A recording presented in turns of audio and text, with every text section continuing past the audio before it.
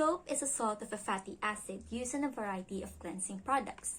In a domestic setting, soaps are surfactants, usually used for washing, bathing, and other types of housekeeping.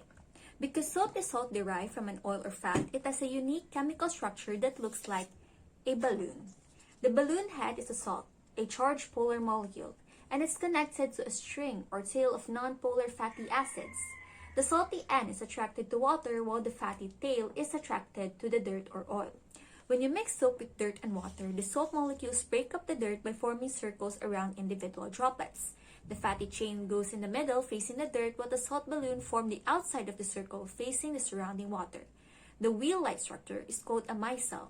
Surrounded by the soap, the oil molecules become suspended and distributed in the water rather than stubbornly clinging to your skin.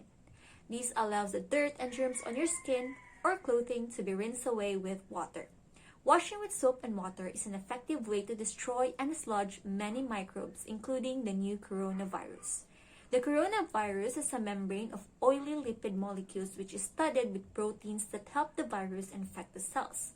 Soap destroys the virus when water-shunning tails of the soap molecules wedge themselves into the lipid membrane and pry it apart.